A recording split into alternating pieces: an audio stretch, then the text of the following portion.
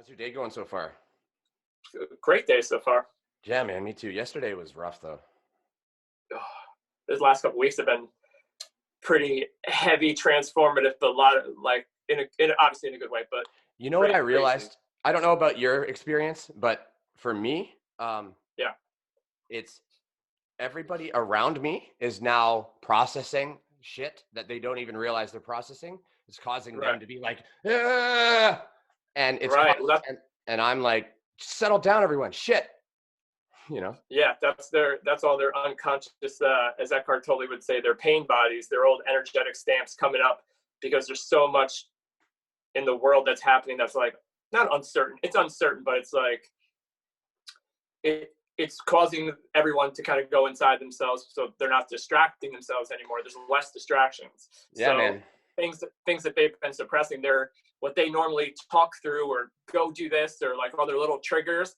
Now Yeah. they don't have an outlet, so they have to go inside. And they go inside, and then they literally unconsciously respond to whoever's around. So if you're sensitive to that, especially if you're going through your own stuff, if you're sensitive to it, then it's like it's difficult to separate the two components as far as your journey, what you're going through, what this trigger is telling you about what you're going through, and then not responding or reacting to the other person's energetic projection, Yeah. so that you can let them also go through their thing without hindering them or making it worse. Like that's always a question like I always had.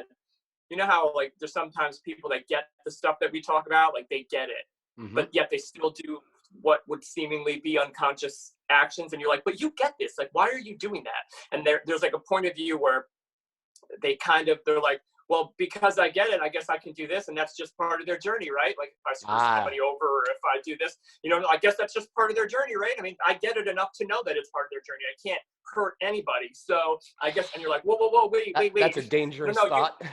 no, you can hurt people. The thing is that the vibration that you are saying that you understand you are at would never do it. Understands that if it were to happen organically, yes, that both parties are to learn from and grow. Yep. But not to consciously make a choice that would affect someone of a frequency who's like not sure, and then say that that's just because of your journey. So you're just a wrecking ball. You know what it is? Consciousness. You know what it is? 100%. I know what it is. So there's the cognitive understanding that comes in, the intellectual, and then it gets processed into the heart understanding, right? But if that part doesn't happen, then you're in this kind of rational weirdness that doesn't fully grasp it yet. And you start behaving in ways that are just not polarized properly. And you start doing things that are just wrong, basically, more or less. Right, wrong. As far as experience, I thought about it that might have been today. We're talking about like, how was your day? Like I thought about today how when you unconsciously respond, it's usually the mind first, right? So if you get like an impulse, people are like, well, where's your impulse come from? And it's two different places. One is generated from your mind and everything that you've ever thought and worried about or regret or everything that you're anxious about in the future, like that's the construct of your mind, like your hard drive. So you could respond from that unconsciously from a subconscious loop, and then usually right after you have a thought from the mind, then there's like space between the thought and the action that you take, and that's sometimes where the heart jumps in and goes, whoa, do you really want to do this? And then depending on what you're aligned with more, your heart or your mind, you'll make that choice. So if you make an unconscious, like, I'm going to go do this reckless thing, or I'm going to do this unconsciously, there's usually space right after where something comes in. They call it your conscience, but it's your higher self. And it's like, kind of like, they're like, are you sure you want to do this? Like you're going to repeat this again. Like, you sure you want to do this? And if you're more aligned with your ego and your mind and the world 3D, then you'll make that choice because it will mean more to you because you put value out there. And also, whereas like if you don't have like your heart center like activated a lot, it's like it's whispering to you too, right? It's like it's not loud, right? It's you're like, what? Maybe what? You shouldn't do this. Maybe just right. And you're like, what the fuck? I'm doing it. Right. Yeah. Now you rebel because like I'm going to do it even more now because you're telling me not to. Yeah, that's the other thing. Yeah. Sometimes you hear it and you're like, okay, I don't know. And then you rationalize it away, right? Yeah, always, because it depends always until you start getting to a point. I think like people, like I said, like people that listen, like you're attracted to stuff for a certain reason. You know what I mean? Like same way, like I was attracted to your channel, you know what I mean, for what you were saying. And then the whole, like, let's do that. Like everything kind of like just works in this spiral of everything working out. But I feel like there's like a point where, I don't know, I can't say it, where you get it enough that you don't respond in that unconscious way. You know what I mean? You don't jump back into that loop. Do you, So, how much do you meditate at all? every day, twice a day, most of the time, if I can. And Yeah. it's one of the main things I talk about on the show. Yeah. I believe I haven't been able to listen to as many of your episodes. I've listened to maybe 2 or 3. That's great. Thank you. No, I really like them. I love them. I don't have tons of time to consume content as lately. Yeah. But what I noticed, I've been meditating maybe 10 years. What I noticed is the more that I meditated, the more space I had when thing happens, like stimulus, right? And then my response, like there's more space for me to evaluate before responding. You know what I'm saying? Yeah. And so that was like the main thing that I kind of got out of meditation initially. I was like, oh wait, I don't actually have to just respond out of like this, you know, like I can give it a second and feel that and you know, and then to the observer of me, the timing is the same. It's just, you know. It's right. That's like the infinite time space. You know what I mean? Yes. I think that's almost like the whole point, and especially what we're going to talk about today. Like, I feel like as far as people waking up, the Great Awakening, people that are here, you know, for or from wherever to do these things and help kind of live their best version of their alignment while also allowing other people to do the same thing. Like, and I feel like all of that happens. Like, if somebody's like, well, where does all of this happen? All of this self-help stuff, all of the spiritual stuff, all the metaphysical stuff, all of the, you know, the starseed galaxy universe concepts, like, where does that come? Where this infinite thing you're talking about? And it literally, it comes from the space between the thoughts that you unconsciously think you are, like that ego identified self that's attached to an outside world because that's where you gave your values. So there's a story that there's that, and you'll unconsciously live to that story like you're the character in a movie. And then there's like a higher guidance that everyone has access to, period. No one here has ever not had access to it. And to the degree that you listen to your story, will you be able to pick up on this, whatever it is around you? So to balance those two out, the very earthy, real, 3D physical world that we live in and exist in and experience through our senses, and this seemingly as sometimes nonsensical, and I say that meaning it makes sense, but we don't use our senses to make sense of it. Like, there's this experience, right?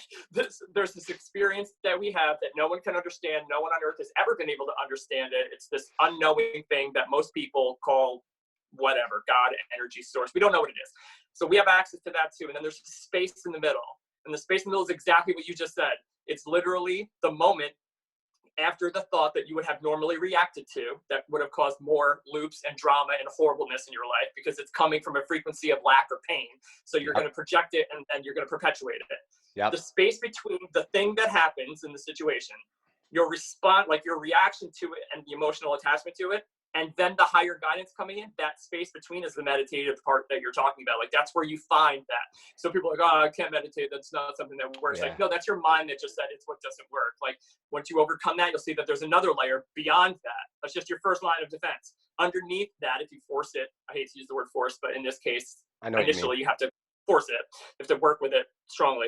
Underneath that is another layer. Well, you should be doing this, or you have to make this phone call or whatever. Like, no, you don't. Like, underneath that, then, well, blah, blah, blah, blah. Like, it's just your mind rambling. And when you can sit and watch it and look at it, it's crazy. Like, isn't it? You can bonkers. It's just bonkers. It really, but it's such a freeing, like, once you've started to really do the work, and then, like, I didn't even realize I was doing the work for as long as I was not awakened to any spirituality concepts at all. I was just trying to not be a crazy person. And isn't that it? Yeah. Yeah, that's it. I just recognized somehow that what I'm doing with my thoughts and my reactions and how I'm being in the world is insane. And I just knew that somehow naturally, and tried to stop that. I used meditation, and stoicism was my big one to help me. Is that Marcus Aurelius and Marcus? There it is. Marcus. Marcus Aurelius, Seneca, Epictetus, those guys, those dudes. And that's all about building mental fortitude around like your, it's all around, because I had very big ego around like control. Like, and so what stoicism is all about is understanding the dichotomy of control and like what you can influence versus what you cannot. And then understanding that, and everything, what you come to realize is that the only control you have is internal. And you, it's a ever. Yeah, ever. Yeah. Exactly. You can influence things around outside. You can influence, but you can't control, right? 100%. Yeah. Do you remember, like, and I believe that the whole dark night of this whole thing continues as far as you evolve, but there seems to be a point, I'll call it for myself, I can only speak for myself, there was a breaking point for myself where the signs and symbols and downloads from transcending the old ego version of me that got annihilated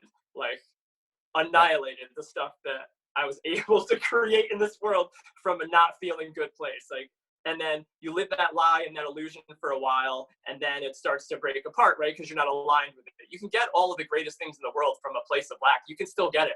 It's just going to be horrible and crumble. It's going to be the devil in a different dress. It's going to be, you're going to think it's great, suffering. And then, oh, it's horrible. Because in not having it, you don't feel good. So you work really hard to energetically bring it to you. And then it'll come to you and you get it. And you realize it is horribly meaningless and means nothing because you're not fulfilled first. And then that feeling of getting the thing you want, but feeling unfulfilled by it will take it away from you. So this universe will take it away from you so fast in such a dramatic fashion as you try to cling onto it and hold on with everything you've got. And it's miserable. So I did that for a long time. Through the way, things kind of come to you and you kind of get little epiphanies, you'll call them, and whatever it is, like the guidance that you get once you're like, I can't believe that old story anymore, or I can't be that story in the world. Like I was a guy that had this and did this and had that. Well, eventually that fell apart and I couldn't tell that story anymore. You know what I mean? So that's the suffering part, is like, I can't tell this story that I'm attached to anymore. So who am I now? What the hell do I do now? So I had enough of horrible things falling apart, and I was like, that's not it. It can't be that. This is horrible. This doesn't feel good. And then I had enough insight, like, but it's going to be okay, and this is a different path, and this is where we're trending, and this is what you can do. And so there was like this balance where I lost it. I had a horrible night where I had this realization of I had no idea where I was going to go or what was going to happen. My model didn't work anymore, and that was the model that I used in the world to be okay. And that didn't work anymore. So I'm like, I don't have a model, I don't have a paradigm to jump to. I'm literally no identity, right? Like that's what the identity crisis, like your ego's gone. There's something, but I don't know what. And so that's where a lot of the things started I started being attracted to more of this kind of content and this kind of like, here's what maybe your path is. So do you remember when that happened, like for you? Like, did you have that kind of a explosion? 100%. Yeah. So essentially I decided I was going to kill myself. And right, isn't it? I feel like that is it. I feel like go ahead, please. I decided that not only was I going to kill myself, it was going to be a very, very planned out thing where it appeared to be an accident, so that I didn't want to cause harm to my family and people, right? I just wanted it to seem like suddenly Sean was gone, because I had arrived at this conclusion that Sean was a problem for everyone. I was a problem for everybody else. And the best thing for me to do was to leave. And I didn't believe in God or any of that. I thought, when I die, it's just like I'm going to go to sleep, right? That's what I truly believed. So I thought that it would just be nothingness. So I thought, yes, my kids are going to be upset. My wife's going to be upset. People are going to be upset, but they'll get over it. They're resilient. They'll figure it out. Plus my wife will get the life insurance, and that she'll get some money and all that. And I had started planning it out, sort of thing, right? And then I just had this like snap moment where something just broke and I didn't know what was going on. Then I had a like Kundalini awakening, just like big from the bottom up. And then my twin flame I didn't know it was my twin flame at the time. She contacted me that same night on Discord to just talk to me about some random empath question. Right, of course, And I'd never spoken to her before, and this was a public group, and there was like hundreds of people in it. And she just messaged or dropped this like little video about heyokas, which is an interesting topic, but whatever. She dropped that, and I'm like, yeah, I'm one of those. And then we started talking, and then I awakened. Like I was like, "Holy fuck, I'm a starseed!" Ah! And I lost my fucking mind. Yeah, okay. yeah. So then everything, like you said, ego death, everything died, and then I'm like, okay, well, I'm fucking miserable, but I know I need to live, and I'm miserable, but what do? I need to play video games, and I'm like, but I hate them.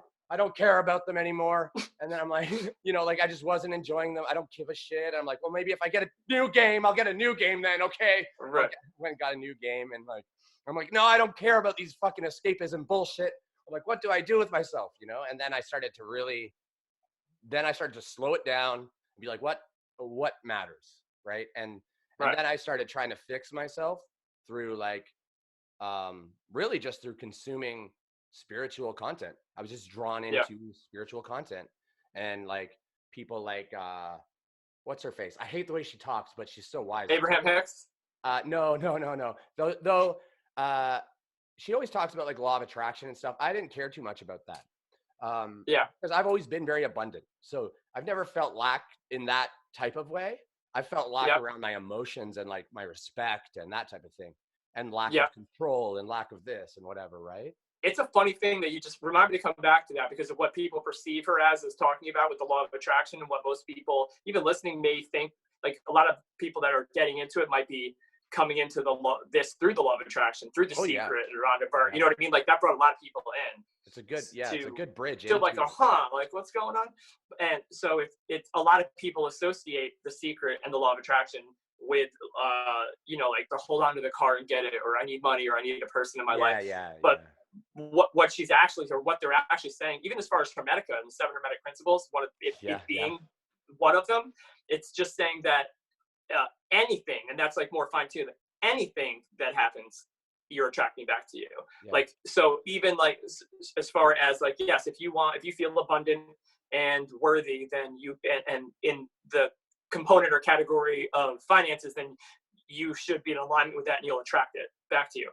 If you feel that you are worthless or shameful in relationships, then you will then you will attract that back to you. So it's just saying that anything you project out 100%. Frequency wise is going to attract back to you. So like there's value. I thought the same thing. I stopped listening to her for a while, and then I started to realize, like, once I started to realize I was also attracting the bad stuff too. Yeah. So big awakening. And I went a little bit different way. So I saw the law of attraction, and I was like, okay, this makes sense, but I don't really care. And then I started going down a different route. And then what I realized was the law of attraction, the way that it's been, that I had seen it, and I was very ignorant to, like you said, it was very ignorant to the negative side of it. And like you manifest the negative just like you do with the positive, and it's really all neutral.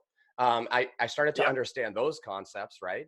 But I didn't do it through actually researching law of attraction. I started to understand like more energetic principles about just how the universe speaks to you, right? And how the universe understands your messaging. And then I went back. I skipped it. You went right to the advanced. Yeah.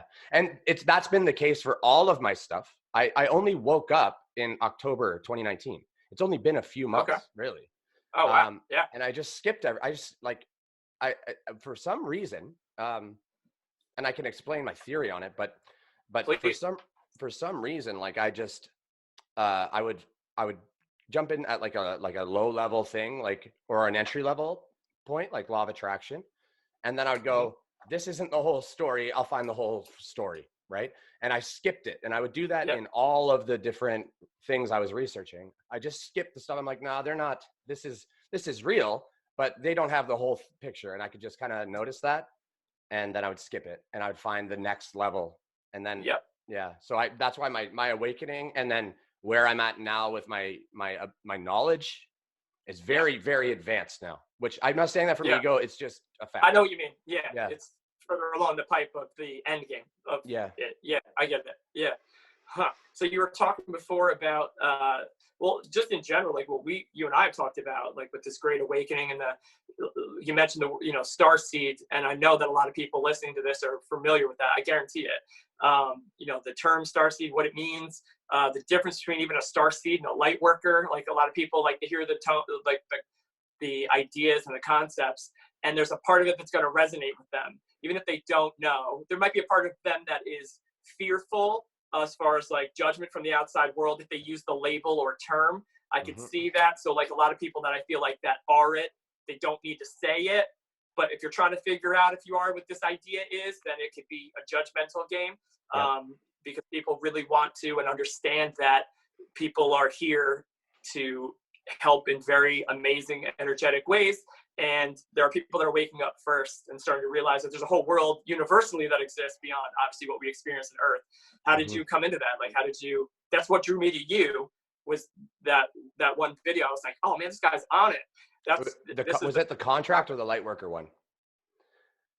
Do you remember? It was I'd have to go back, because I watched so many of yours, I'd have to go back and figure out the title of the exact one, but it was the Starseed one. It was about, it was about exactly that, like how certain people are waking up into different, like kind of like different rules, how that we, know about, or the contract things. And it was, I definitely remember a contract being in the episode. Yeah. So in that episode, I was talking about the contract that Starseed, like most Starseeds, there's so many Starseeds, and literally there's not content out yet that properly describes it all. So, and just because what do you like to tell everyone listening? Like, what is it? How do you, just because they might not know, what is your best definition? So in the community, people tend to think of Starseeds as these positive, advanced beings that are coming here to help increase the vibrational frequency of the Earth, right? That's the simplest way to describe what they would be. Okay. But what people don't understand is that there's negative pathway oriented Starseeds as well. Has to be. So there's people that are on the service to self path. There's let me just look at my 10.7% of the souls here are on a negative service to self path, and approximately I'm not sure how many of those are Starseeds, but each starseed lineage has essentially like a ratio of negative polarizing souls. They're on the dark path, so for example, like the Pleiadians, shoot, I didn't write it down. Whatever. The Pleiadians, there's like maybe 6% of the Pleiadians that are here are negative. They're negative service to self. And they'll appear to be just very like narcissistic, and they might manipulate people and stuff. They're not evil. They're not like killing people. Right. They're just service to self, right? Yeah. There's only like 0.2% of the entire population, like of the 7.7 billion souls that are here, that are actually what we might call evil, where they're going to go murder people and they're going to kill and do things, rape and stuff. And it's only 0.2% though of the entirety of all the population. And then the other thing is there's Earth Seeds. I call them. I don't know what they're actually called. But they're the people that are alive right now that actually originated here as like sparks, tiny infinitesimal sparks of the infinite consciousness. And then they became cells, and then they became, life, and like became into like some sort of second density being, like animal, like maybe they'll become a crab, right? And they'll scuttle around very mindlessly, right?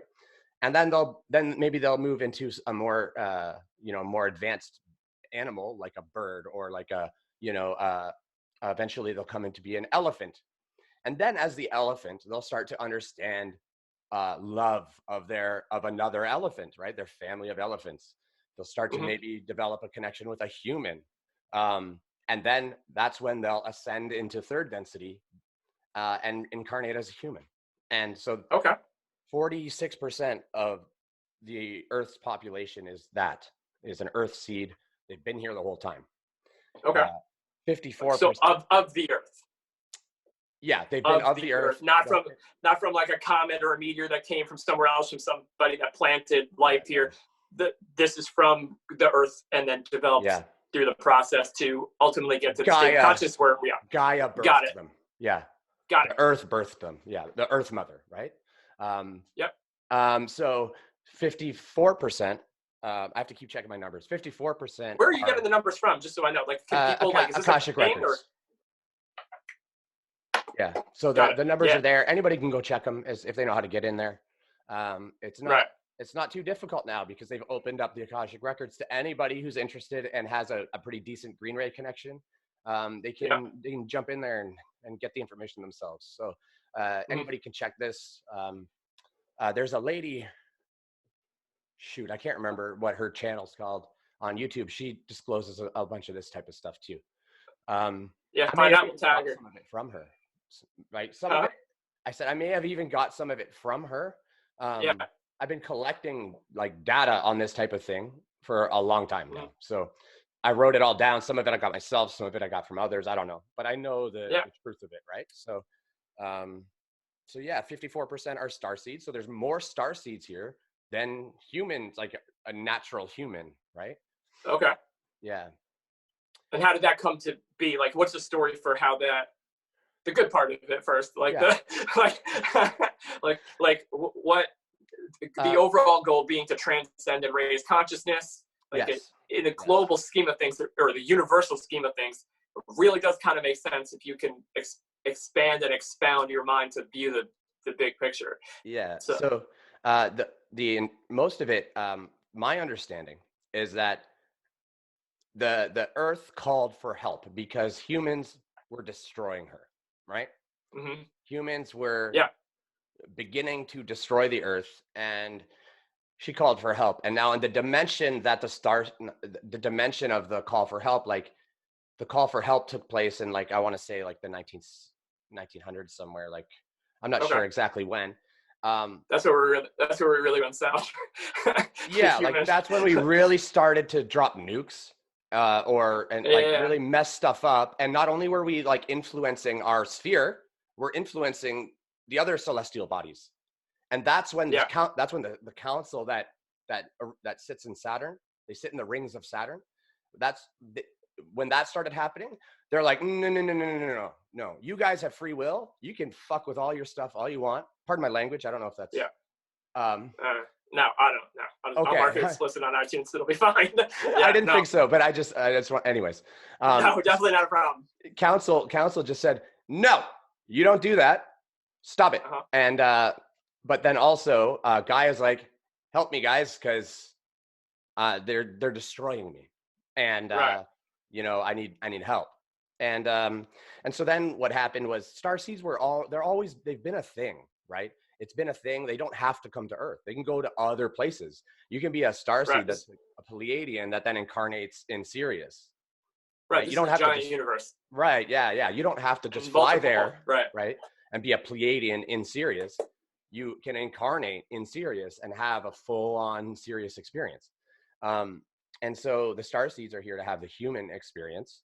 And essentially, but there's so many of them because Earth said, I need a bunch of help, a whole bunch of it. and that's why there's so many. Like, it's not typical for a planet to be like encumbered with starseeds, and it's because of this particular crisis that's happening like right now, pretty much. That the starseeds were needed to be here for this very particular moment in history of the Earth. If that makes sense. It makes 100% sense to me, and I get how, like, there's versions of me where it didn't make sense to, and I can refer to them. You know what I mean? And I don't claim that I know. You know what I mean? Like, I can't say that I know, but I also can't say that about anything, because I think that we don't know. We don't know. You know what I'm trying to say? I do. We don't know, and I don't mean like we don't know. I mean like 200 years ago, the stuff that they said was sci-fi. Like, there's no such thing as sci-fi. There's no such thing as that's not possible. There's no such thing as fantasy, purely. There's no such thing as it. And I get the mind that's like, that's crazy. But because I was that guy. But if you go back, this is why I can't say that it is or it isn't. But I always lead more that it probably is. Like, if I go back in time 200-300 years to somebody and explain the world we live in today, that's absolutely sci-fi. It's 100% science fiction. There's no way you could be in an aluminum bird and fly in the sky or go to the moon There's no way that I can Yeah. talk to you. You're not here on a piece They of would- space glass. Yeah, It's they would not burn real. you at the stake If you go if back, you were doing that. They would burn you right. at the If you stake. go back and watch the Twilight Zone, like the original Twilight Zone, Yeah. that was so sci-fi and fantasy, we're basically living in that world.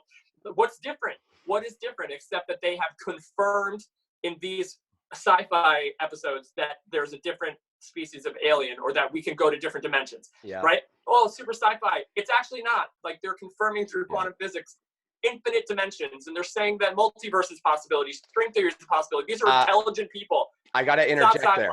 I actually know one person who's from a different universe. Okay. Their title, like the name that they have, is a Hathor. There's maybe only 100 or 200 of them here.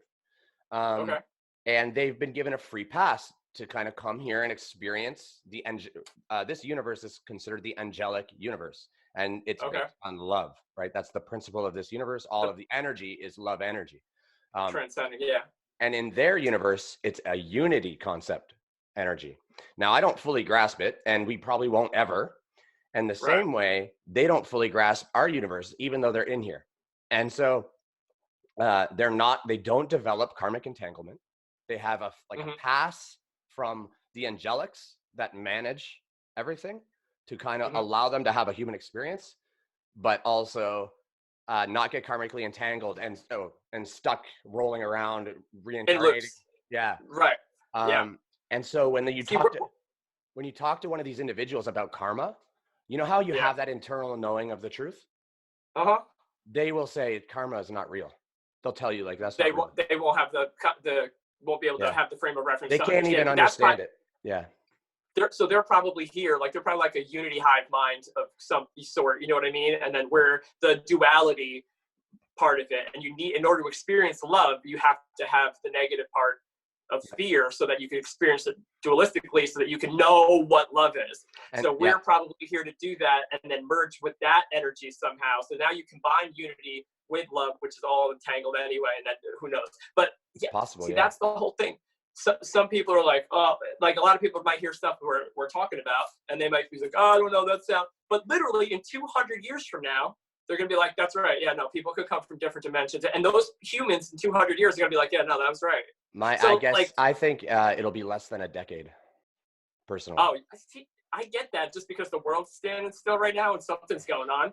Like, you almost can't look at what's happening in the world and just be like, that's what's happening in the world. Like, no, this is so much, seems so much more grand than a world construct. Trust me too. I want to say this because, I don't want people to think that I just was like, oh, this makes perfect sense. I get it. Like, I spent a long time as somebody who I began to identify as a starseed, and I still don't even really do it too much publicly, because it invites all this weird questioning. You would need to, you just live it, I spent a long time being like, there is no way this is true. Like, there is no way, but I feel it's true in my heart, but there's no way it's true, right? So I went back and forth between this, like, believing it, not believing it, trying to disprove it, literally, like, using my expression and my what's that word? Just anyways, trying to disprove this concept that I believe, right? Because there is, to me, my brain could not handle it. Plus, my mission, I have a very particular one, and my mission is to guard and lead the starseeds in different ways. Not lead them as a leadership type thing, but lead them. Right, not egoic leadership, but just like, we're all equal. I'm not special at all. I just have a particular type of almost like a team lead type role, and essentially it's just because of the age of my particular soul and the experiences that I've had in all my incarnations. So that brings up a good point also. Yeah. People that are listening, they probably were drawn to this for a reason. How would you know? How would one listening to this, they have ideas or thoughts or questions about, like, how would they begin to self-identify? And I know that seems like a ridiculous question, like, you self-identify, but what are some things that they can think or consider or feel, as far as, like, people that might think that they are part of this? Like, what do they look for? The first thing is, when we're talking about starseeds, they'll start to just feel like this is resonating. Like I need to know more about this. And they're going to be feeling drawn to now dive into the rabbit hole. And that's the Yeah. first indicator. It's not just a regular curiosity. This is I must know this now. This is a sleepless nights diving into everything they can, waking up exhausted because they barely slept. And now they're skipping work because they want to just read about starseeds and stuff. Eventually, what they'll stumble across is because you're not typically ready to know your exact mission and origin immediately. You kind of get drip fed it through your journey. So you'll be like, okay, I'm a starseed, but where am I from? Right? Like, well, am I Pleiadian or am I whatever? Pleiadian's the most popular one. I even knew that before we talked. I'd heard of that before. But the big ones, like the big three, are Pleiadians, Sirius, and Nihal. They're called Nihal. You may have heard of as indigos. I've heard of indigos. Yeah, so indigos and millennials are typically Nihal. Okay. Yeah, it's like those are the big three that comprises about like 33% or so of all the starseeds are one of those three. They're not all positive again, like I said, right? Like there's some of them that are here doing some wacky stuff. Yeah.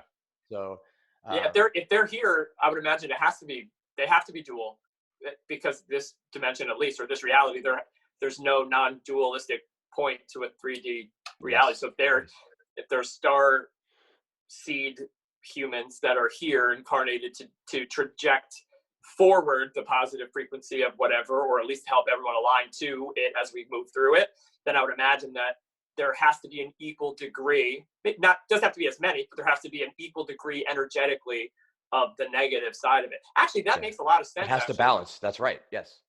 That there's less, because you were saying at the beginning of the show, there's less people, but higher energy in the negative. Remember, you were like, there's like X amount of percent of people that are this bad, and then this bad. That makes sense to me. Yep. So it's just a calling, a deep kind of like a knowing, a desire, more than an egoic, I need to be something, and I'm gonna start, like, because there's that too. But what will happen? What will happen is the ego will latch into that, right? That's what I'm saying. As soon as you start to be like, okay, I'm a starseed, I'm this, I'm that, because you'll feel it. And also, when you start to really research and stuff, when you go to sleep, you're gonna convene with your higher self, and you're gonna be basically. They're going to be like, yeah, you're on the right track here. You're not on the right track here. This is kind of, you're stepping off the path here and there. And then you'll wake up and you'll kind of have inklings to go other pathways. You won't know that it's from that, but you'll just have some conscious drive to do this or that, right? The way that they know if they're not a starseed is basically when me and you are talking about all of this, they're having a real trouble not tuning in. Like they may find it very interesting, but they just can't believe it necessarily. Yeah. Like even if I were to show them, like, here's the map and here's the whatever, and give it like almost looks like proof, right? Science doesn't, right? But of course, they'd still just kind of be like, I don't know, right? And that's probably the earth people. And I actually get the impression that you may be an earth seed.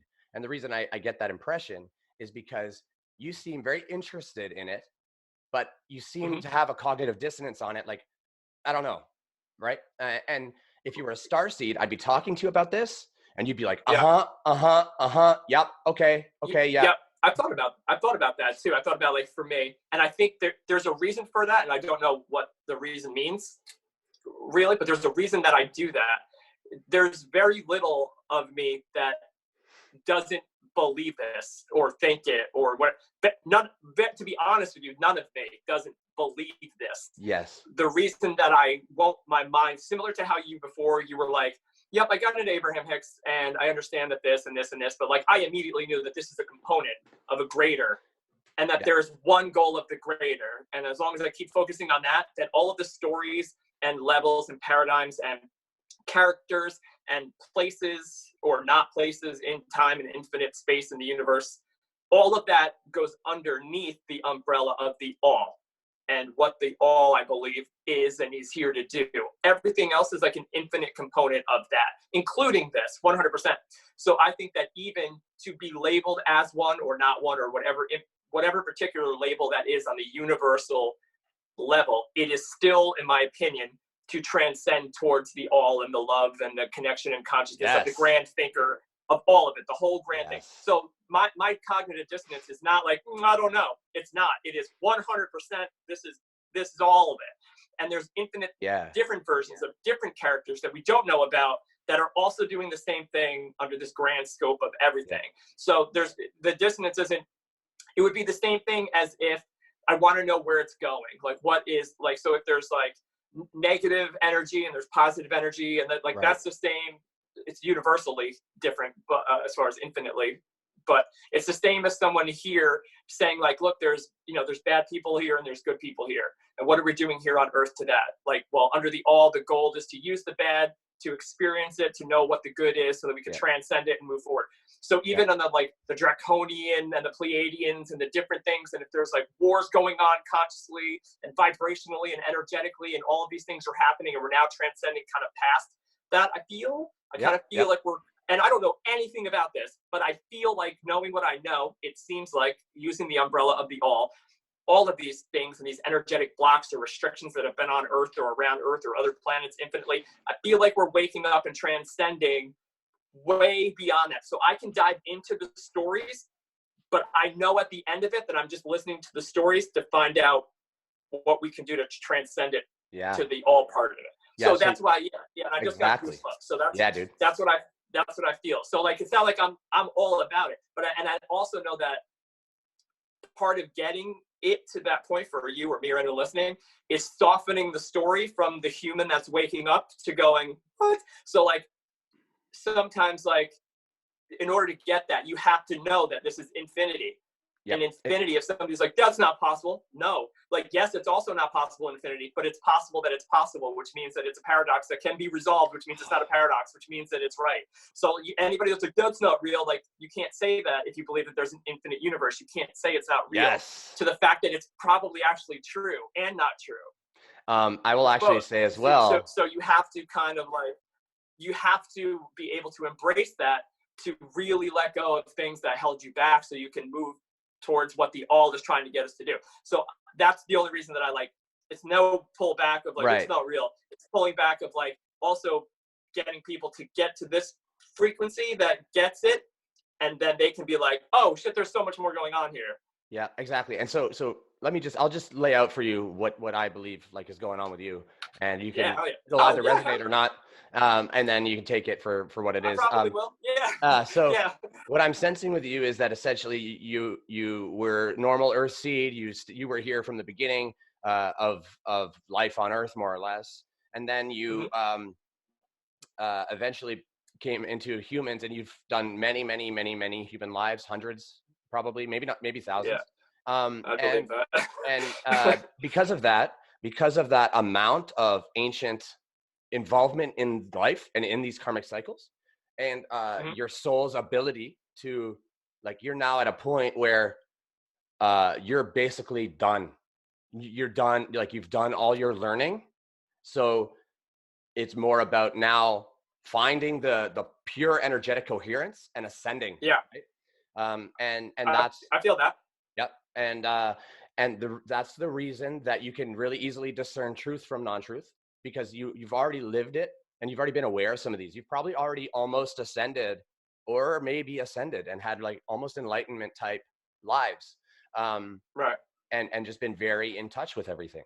And that's why when I said you have like a dissonance, all I meant by that was that you see the truth in it, but you don't necessarily identify with it because you're not it, right? So so you believe it because you can feel the truth coming from me, and you also can discern it very easily for yourself because you've just been around a long friggin' time, dude. And and that's similar to me. But I was flying around in this galaxy doing weird stuff, and there's a whole bunch of like stuff I'm not supposed to talk about yet because humanity is not ready yet, basically, and I'm not allowed to speak on certain topics and certain ways publicly. I can do it with very particular individuals in a closed setting that I can trust won't share it. But yeah, basically I'm not supposed to talk about certain subjects and stuff. It's kind of weird, kind of honestly, because and this is new for me. I was not involved in this consciously before. But only like a couple weeks ago did I get like sort of I basically begged to go to a council meeting and participate. And this is consciously, like in a meditative state, like in a download kind of a scenario? I go at night when I'm sleeping. I can't do it in meditation. I don't know how to get there. I haven't practiced my meditation consistently enough, etc. Right? But essentially what I did was I got to a point where I'm vibing up in like 5D or like a high octave anyway of maybe 4D. And I'm like, guys, I think I'm ready. Like, I'm ready. Bring me in. And I did that one time and it didn't work. They didn't bring me in or do anything. But then the next time I begged them for like a half an hour in like a meditative state. And I'm begging, they hear you, right? They can hear you. Especially if you're a starseed, you have like a star team that's watching you, and they're participating in your journey in many ways, sending you little messages and little gifts of like miracles, I guess. No, could someone who is like of a different faith call them a guardian angel? Is that a similar? Because it's all labels anyway. But spirit guides. Okay. Yeah. Yes. That's how you can think of it for a starseed. You have spirit guides as well, but yours, of course, yeah.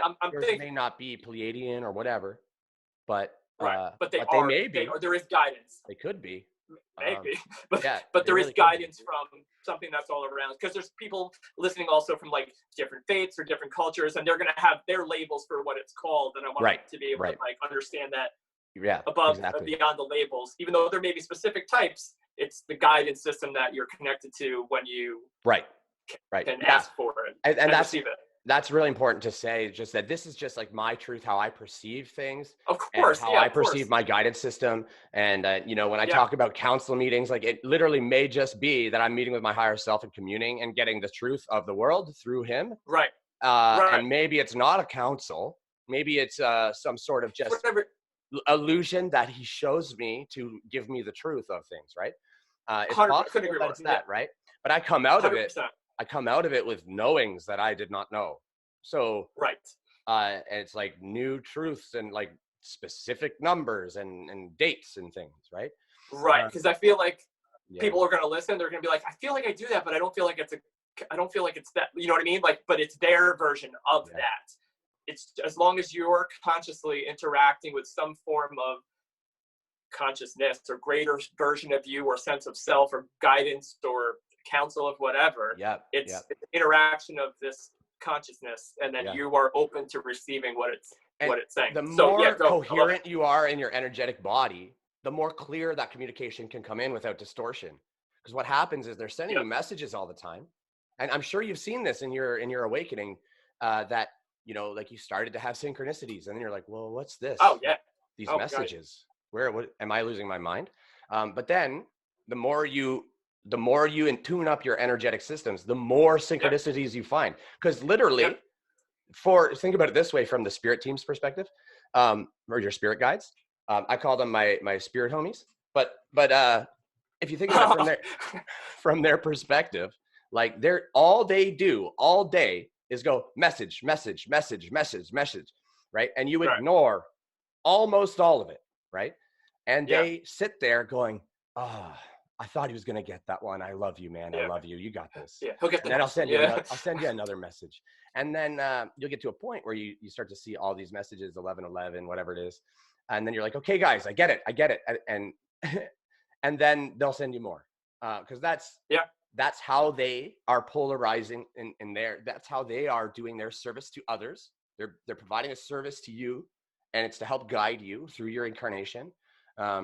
And that's how they polarize their soul more to the light, is by just giving you these messages and trying to help guide you to your highest and best good, which they can see on the quantum timelines from their perspective. Yeah, I love that. And I use a similar analogy of like a radio station, like we're antennas. Yes. And there's a lot of this conscious experience and human experience and universal experience as far as how we are connected and what we are to whatever exists. And technology has shown us a lot of that. So again, before technology and this information age and the internet, people were very, material based, 3D dense, like this is what this is, and that's what this is, and that's possible, and that's it. And this is how we talk. We use our, mouth, and you hear vibrations tonight. That's okay. But there's no way we're going to talk to anybody however far away. And then you come into radio waves and you're like, oh, we can. How do we do that? And then it's it's frequency and vibration, and this picks up this, and there's a receiver, and then there's an antenna, and then you look at a radio, and like we're essentially the version of the radio. We're plugged in radio, and if our favorite station is 104.7, and I'm unconsciously tuned into 102.1, but that's not a good station. We have bits of kind of like walking through, and we know K104.7 is broadcasting all the time, every day, all the time. That's like nature, imagining everything is always lining up in nature, always, because it's nature and it's perfect, even it's in its imperfection. We're a part of nature, we're of it because we're of the universe, which means that our natural state, I believe, is also linked and connected to this perfection in this unfolding. It's our mind that thinks of us as separate and keeps us from being separate, and says that nothing can work out, and then believe it, and then this isn't supposed to be that way, and believes it, and then you develop a character that is not in sync with the universe and the world. So just like being off tune, your antenna is not tuned. As you wake up spiritually or into your greater sense of consciousness or higher self, you start to tune your antenna, your radio, into that station that is always broadcasting. You pick up more of it, and you realize that it's always broadcasting, and it's you getting in tune to the perfection finally, instead of denying that it is. You the 1111 and the numbers lining up, and this always kind of working out for you. It's because you are in tune with the frequency that exists on. Yes. And being in tune with the frequency that it exists on all the time, that radio station that's playing in the universe all the time, it kind of, there's some relief initially in being like, oh, I don't have to control the world. Everything's lining up just fine. I have to get myself in line with the world and the universe and what I want from it, because I get exactly what I believe. So if I believe I'm shit, I see that. Yeah. Yes. And if I believe I'm amazing, then that's there too. Who is it? Was it Henry Ford who said, I think I can, I'm not. Yeah. Yeah. Whichever one you decide, you're right. That's it. You choose, and your belief is what perpetuates it. I love that. Yeah. And that's 100% true. Have you ever seen those channelers that channel different Pleiadians and things? The only channeler I know is Abraham. The only channeler, I guess, that I would say, see, that's another thing, like channel as somebody who's defined as like a channeler. So like people might say Abraham Hicks or Esther Hicks channels Abraham, and even if you, or Bashar, that's the only one that I was going to talk about. I don't know what he is or what he does, but Bashar, right. So in my brain, the way I process this, because I also believe that we all have some type of a connection to this guidance. So to a degree, I feel like when you get that epiphany, when you get that, that original inspirational, like, whoa, that wasn't in my brain. Like, where'd that come from? Like, that's amazing. When you get that clarity, I believe you are in a state of low resistance that allows you to connect to it. And you kind of, what we would label or describe as channel that. I believe that some people are more in tune to it than others. And it's so amazing that you take somebody like Bashar, you take somebody like Abraham Hicks, and half the population can be like, that's bullshit. What are they doing? I might blow your mind here. I'm ready. What is it, today, Thursday? So essentially, like when you're talking about that connection, you connect into the stream of that's always running. That's the Christ consciousness that's running. Yep, I agree. You connect into that. But what Bashar and Abraham are doing, they're channeling an entity that's outside of that. It's a separate entity. That entity is tapped into that directly. Okay. Right? So the entity, they're getting similar, like they can get very similar information. The Christ consciousness is the blueprint of all the love creation energy. It's how everything works, right? And it's all love, unconditional love and forgiveness, etc. And that's what Jesus, when he came, that's why his last name was Christ, right? Was to identify that he was of that, he's the physical embodiment of the consciousness, Christ consciousness. And so he was here as far as I understand, he went on some sort of sabbatical. He was in fourth density. He was not a human. He was like an energetic being, and he decided I think those guys need some help. I'm gonna go down there and have a human experience, and for some reason, he was allowed to sort of remember and having channel that Christ consciousness in almost right, like immediately, right? And now I'm Right. not super familiar with Jesus's story, just Mm-hmm. because I never got into that. Yeah. But essentially, he just kind of decided, I'm going to show them, I'm going to embody and show them Christ consciousness, and Yeah. that's where all of his teachings came from, was from that, and that's a form of channeling. And Right. even when we're just connecting into our flow states, that's channeling. Mm-hmm. Yeah, What I agree. like Bashar's doing is he's doing what's called narrowband channeling, where he's connecting to a very, very particular, like, thin band Mm-hmm. of information. Mm-hmm. If he's off at all in his energies and stuff, like, it'll Yeah. get all wacky and distorted, Yeah. and he'll lose the connection. And so yeah, so it's like entities can channel into you if Mm-hmm. you're like you said, if your receiver is open and you call Right. them. There's Right. a lot of consent, so they can't just channel to you. You have to call them, more or less. That comes with a free will component, right? Right, Like you right. have the free will for all of it, Yep. And then even free to ask will, or not ask for help. and then just like your light body, like, Mm-hmm. you are sovereign. So Right. nothing comes in unless you say, "Come on in, boys." Right? Like, nothing. You have full Or girls. control. Yeah, good point. Yeah, let's be politically correct. Of course, we have to. We're all universal humans. Exactly. Yeah, I love that it never, and I find that even in this show, and over here it's 2:22, so this is a good sign.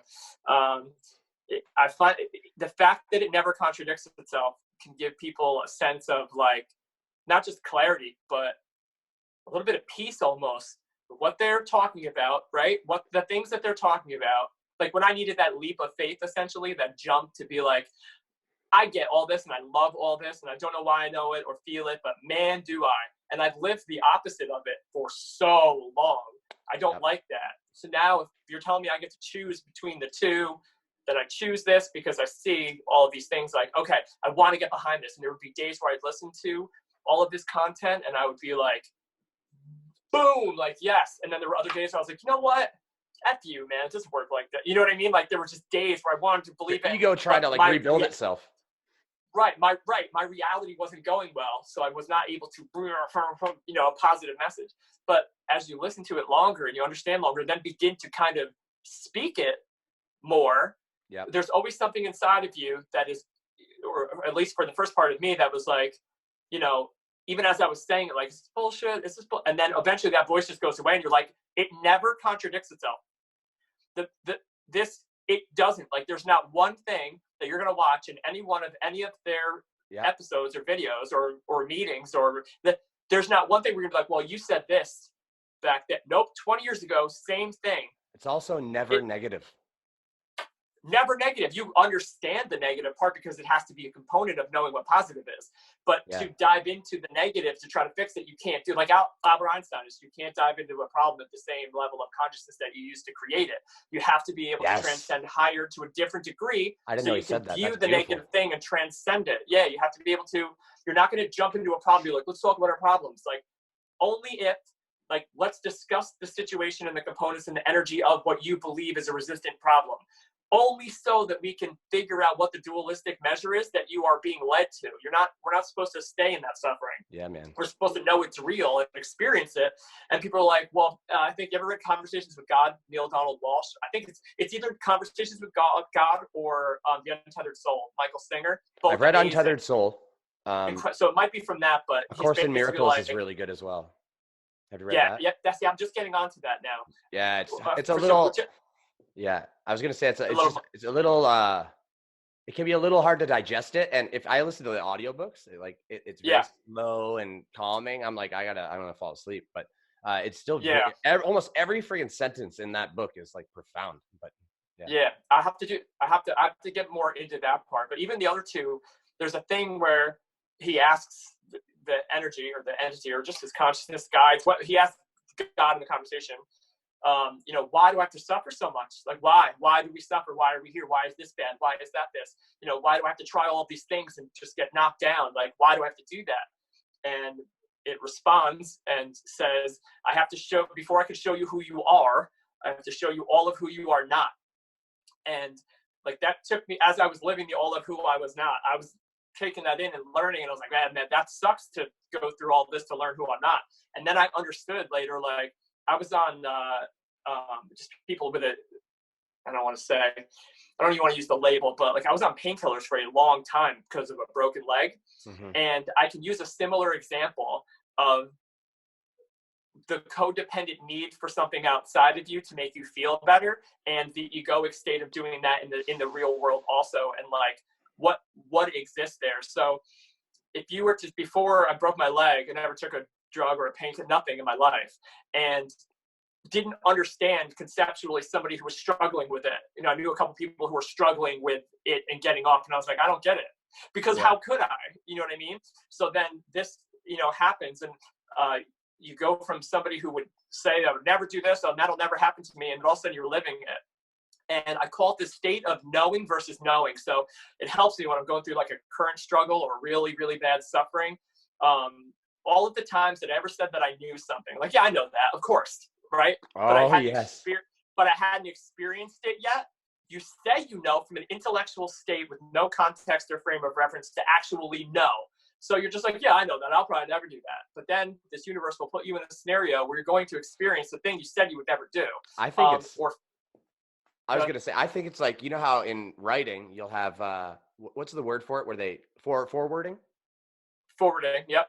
That's what I see it as. So I don't think necessarily that we manifest it by thinking, oh, I already know that. I think we say, I already know that, and we're forwarding ourselves so that later we'll go, oh, you know, I was judging these people, or I was thinking about it this way. It says my internet connection is unstable. Have you lost me at all? Yeah, just for like a quick second. Oh, okay. So we're okay. We're okay now. Yeah. We'll edit that part out. So I think of it as like a forwarding. So it's not so much that the universe goes, oh, he thinks he knows, I'm going to show him. Right. I think it's you just kind of saying to myself, I'm going to do this one day. Like, I'm going to experience this one day. Kind of. Right. Yeah. Right. 100%. Right. Yeah. Especially if you fear it. If you fear it, that frequency of fear is going to bring it right to you. So there was a point where I would say, like, I know, and then like, I know I'll never do that. And then I did that. And then in the middle of that and experiencing it and the suffering of it and the codependent attachment to something I said I would never be codependently attached to, and then trying to live in the world at that frequency and the highs and lows of it, there was a point where I was like, I got to get off these things. I got to get off.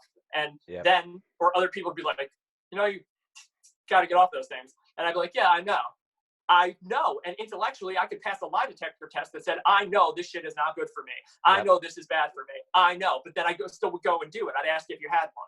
You know what I mean? Like, right after I just got done telling you how horrible it was, it's ruining my life, I'm losing everything. Do you have one? Like, so I know it, but you don't know it in your core and every cell to not make the choice again. And that's why we have to suffer over and over. I suffered for years until finally one day I was like, nope. But that nope, that has allowed me to just be like, oh, it's easier for me to deal with codependence in my life now because I understand the struggle. That didn't come without the 8-year struggle. So that's why we feel like I just know, or like they don't know until you know. And that's the difference between intellectually knowing and then being like potentially able to jump into that frequency or that loop.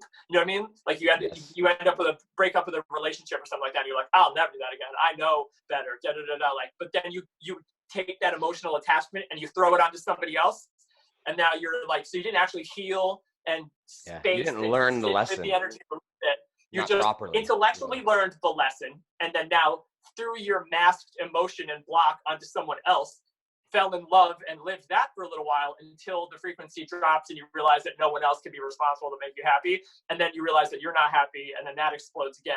And you have the choice after enough of them to either deal with your shit and go inside and transcend it by facing it and moving on to the space between the negative thoughts so you can allow new ones in there, write a new script, Yep. and then believing you're worthy of the new script you're writing.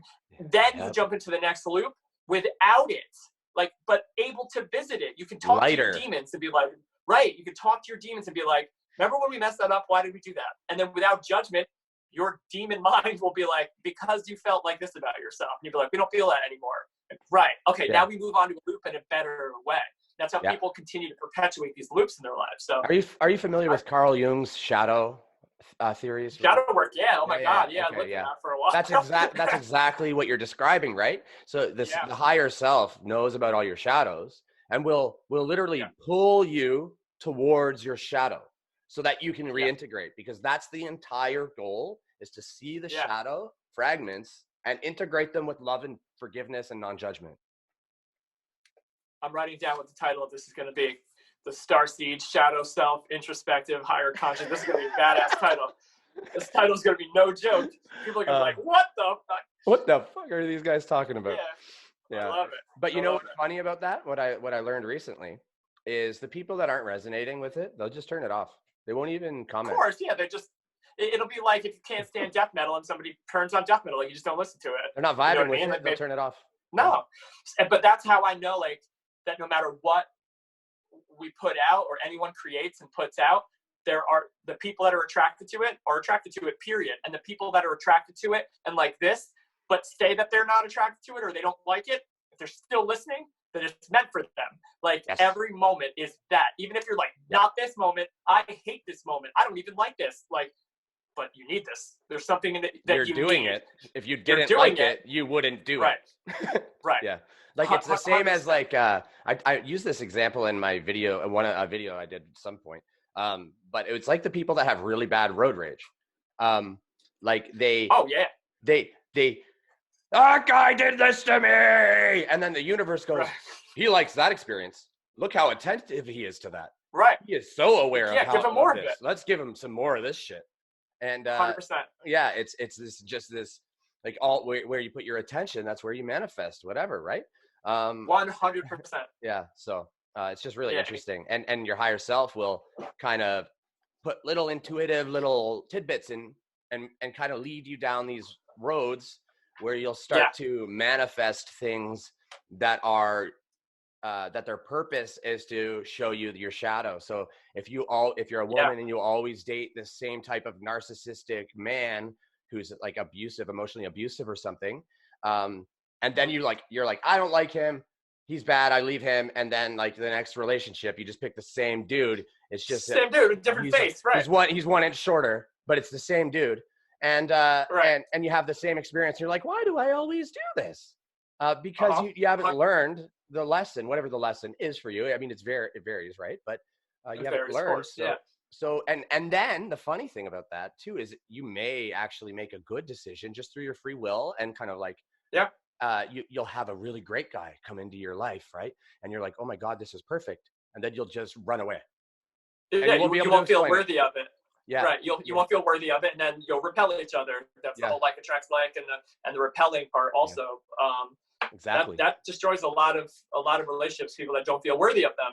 And that's, again, you have to go through enough of that to realize that you are and always were. You're worthy of everything. And then move on. You're worthy of everything. You're perfect, and so are they. Yeah, I use the punch buggy game a lot as far as explaining to people how they manifest and where they manifest from and how their conscious choices affect their daily life. And it's just, you've heard of the RAS, the reticular activating center in the brain. It's the part of the brain that actually calls awareness. Oh my God, you're going to love that. It's a part of the brain that actually allows you to see what you've told it you want to look for. So, so there's a part of the brain that brings things into our consciousness based on what we tell it to. Imagine it like a global or infinite Google search, right? What you put in the search is what the search engine will bring you. So we have that in our brain too. That's how we focus on things and attract them. So imagine if you or I were driving to Florida together and we drive the whole way down there, right? Just normal conversation and talk. And at the end of the trip, I'd be like, how many punch buggies did you see? And you'd be like, I didn't see any. Like, oh, okay, maybe one. Like, I don't know. And we drive back. But before we go, we're like, we're going to play the punch buggy game. You know the punch buggy game, right? You punch somebody and you see a punch buggy. Yeah. We're going to play the game. And you'll be like, okay, we're going to play the game. So we both decide and agree that we're going to play the game. And we drive back, same road, but back. Do you know how many we're going to see? All of them. Every one. We'll see every punch buggy that there is. And it'll be like behind a big rig under the truck. You'll see a fender and you're going to be like, punch buggy blue. And then it'll come out and you're like, holy shit, it was. Like, I barely even saw that.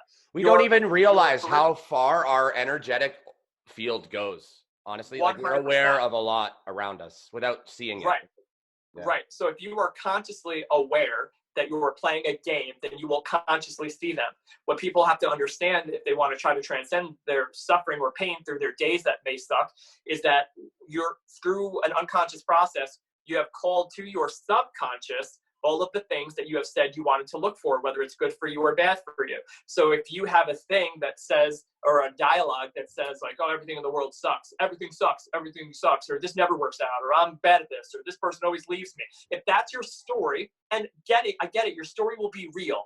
It'll be relevant to you because in your experience, it happened, but it's not objectively real. It is subjectively real based on your input. It's your own illusion you've created for yourself, right? Like 100%. And you believe in it, so it's real. Yeah. Oh, you confirm it all day long. Yeah. So the goal is to understand that story is bullshit and transcend it. Like, I believe that is always the goal. But the first part of power is to realize that you did create the story. So if you have a dialogue that says life sucks, just like saying that you want to go find the punch buggies in the punch buggy game, you have trained or asked your reticular activating center in your brain to bring to your awareness proof of your story and everything that sucks. Yep. And you know what? I lost track of what I was saying because I started to write this down. My bad. No, that's great, man. I don't typically hear about parts of the brain that I don't know about. So you surprised me. Yeah, I think it's RAS, reticular activating center. You can also combine that with the law of hypnotic rhythm. Okay. It's actually like that topic. It's how we literally create the subconscious narrative that we consciously live by. So if we are consciously 5%, right, where they say 95% of our experience is subconscious. So 5% is our conscious experience initially to the unconscious person. Like, and we're trying to transcend to be more conscious so that we can go back and forth between higher consciousness. Do they have tools to really measure that? Like the consciousness, like the amount of your, like, I guess, gray matter that that's a thing. That's a thing that, like, because I Googled it before I did an episode on it, and I was like, I don't want to be saying BS numbers. Right. But yeah, you can view that, and then however they do it or whatever they say, like, it's like a thing, like medical thing. It'll be the first thing that pops up is that they've determined that we operate unconsciously 95% of the time. Like, our subconscious is like, because if you think about all the things you did, it makes sense. Oh yeah. And then that's why, think about all the times you've driven home from someplace or from work, and you know the road, you know what I mean? You're driving home late at night and it's 10 miles and you get home and you pull in the driveway and you're like, how did I get here? You ever had that where you drive and you're like, I don't remember this trip at all. Everybody's had that for sure. You were consciously, you're on autopilot. Doing something else, thinking something else on autopilot. But that means that it's your subconscious running the show, doing all these little things. So like, you don't even have to be there sometimes. And, And I wonder if you've probably experienced this because you're vibing high. So when you started to come up and vibe higher, like you're almost like just hyper vigilant about everything too. Like you're aware of all these little things that are happening around you. Like there's like a bird there and it's tweeting and you're hearing the tweeting. Man. Hear that. And then this person's talking about this thing, but this person over here is upset about something. And like, you're just like kind of hyper vigilant. I wonder if like the percentage is higher now, like 10% or 15% instead of the 5. And I really I wanted like somebody go in my brain and like check. Cut me open. I would almost have to guarantee that it is, because to compare the conscious experience to like what that would mean, like if you take the components of a subconscious mind here, and then you can see my hand, and then the conscious mind that's perceiving not just the outside world through senses, but then also how the outside world relates to the inside construct of your story inside of your mind, inside of your subconscious. So there's a subconscious narrative that's running the show, play by play, right? Everything you do as you go about your day, there's a story about it. You know what I mean? Or about this, or what you like, or what you don't like. It's just rapid fire. But that's not you. That's just the story that you tell, and it happens to be in the voice that you're used to hearing. So it's just thoughts. But then there's a conscious observer to it. And the more that you would say, like in Eckhart Tolle's, like The Power of Now, I mean, I can't even say enough about that book, as far as every moment is just this moment, and there will never be a future moment, because by the time you get to that future moment, it is now again this moment. So everything exists interdimensionally, universally, multidimensionally right now. Past, present, future, it's all happening now. So the more present, and that's a gift. Everything that's happening in this ridiculous thing of life that's unfolding is a gift that we believe we are one of the only beings, as far as this frequency of being in the universe, and other beings like us, that can perceive it and then have self-awareness of it to be able to transcend it. That's crazy amazing to me. So that gift of now is what we are supposed to be able to transcend all of our distractions externally, try to transcend them and see that the value is not there, the value is with us, and that it exists now, and every experience of now will help you get to where you are going. Like the power of that will, I believe, do nothing but expand that 5% of actual conscious experience, because now you are so much more hyper vigilantly conscious of everything. Yep. You know what I mean? It's just, you know what? It's like, I read The Power of Now in like 2013 or something. Yeah. And I was like, what is this guy smoking? I read the whole thing and I'm like, I don't know what is going on here. It sounds like repetitive insanity, right? Like what? Like you're anyway. But then I read it again after my awakening, and I'm like, oh, I wrote this. Boom, boom, boom. Like I know this, all of it. I get it. Yeah, there's levels to it for sure. Weird. It was really weird for me. Yeah, I've read it a few times, and like every time I'm just like, I remember getting a little bit and being like, yeah, that's great, big epiphany. And then you read it again like 2 years later and you're like, oh my, like that's even more. He has one called the New World or something. New Earth. Yeah. That one has. That's basically this. Yeah. That has some very like constructive explanations from like an enlightenment standpoint as to why all the structures and systems that we've built as humans are going to disintegrate, right? And he does it from a very positive standpoint. He doesn't talk about any type of control or any weird things. He just talks about how these structures are forms, and the forms are ego, and all form will disintegrate, right? It's just it's a very well. I'm gonna read it again now that I mentioned it. I'm gonna read it all over again. Yeah. He's that incredible. Yeah. He's a magician of some sort for sure. He's definitely an alien. I don't know that for sure. I'm just kidding, but if he was one, I mean, either that or he represents one very well. But I mean, it's to be in tune to that, and again, just it's the most amazing thing I think that's happening now. And as far as like the Great Awakening that we even started with, is the fact that people are now beginning to be able to take all of these things that were judged so harshly about different people having different experiences from our ancient ancestors and how they perceived this knowledge that was coming to them and their life experience from their part of the world. And they developed, their names and labels, which are just labels, you know what I mean? And or whatever the energy represents, there's labels for it. However it interacts, there's labels for it. And different people from different parts of the world came up with their own system. And then as we started to kind of like, even if you believe in Pangea or not, whether the world was all one thing, we all communicated and then it separated, whatever it is you believe, there came a point where we started to connect more and more. And then we started to go, what is your story? And who are your gods? And what do they do? And like, well, I have the same ones or similar, but I called them something else, and it's either you or me. And then there was like every war in the world fought over it, but the same message. So the irony of it is almost, of course. How could they not? I always wondered that. How could they not notice that it's the same story that they have? How could they? I feel like it's. I feel like it's because they were at that stage of consciousness and that vibrational frequency. Imagine, very similarly, I can't tell you how many times I have been going through something in my own life, right? Because they were too attached to their story and what it meant to them. Yeah. So like, I can't tell you how many times I was going through like a bad breakup, but not telling anybody. And then my friend, of course, would come to me and be like, I'm going through something. And then I would be talking to them. And it's like, you just got to do this and do this and do this. Like you're not even talking to you. Like I'm talking to me, and the universe is using you as a mirror of me. And I'm sitting there, I'm like, you just got to do this. But I just dealt with the same thing and didn't do it. So like, it's just this degree of unconscious state. Do as I say, not as I do. Right. Like if you're not willing to go there and like let go of your story, then you can never understand that your story is part of everyone else's. And when you understand finally that like your story is a beautiful part of everyone's story, and by letting go of your story, you don't lose it. You actually connect deeper to this greater story, and then you can find your purpose inside of that story and kind of by letting it go. More of it. But you got to let go of what your story means to you, so for it to actually mean what it's supposed to. There could be a lot of pain and suffering attached to your story, and it's not supposed to be. It's supposed to transcend you to appreciating that shit part that you went through. And now this transcendence of knowing what's good for you and what isn't. And you're not going to make choices that hurt you anymore because you've done it.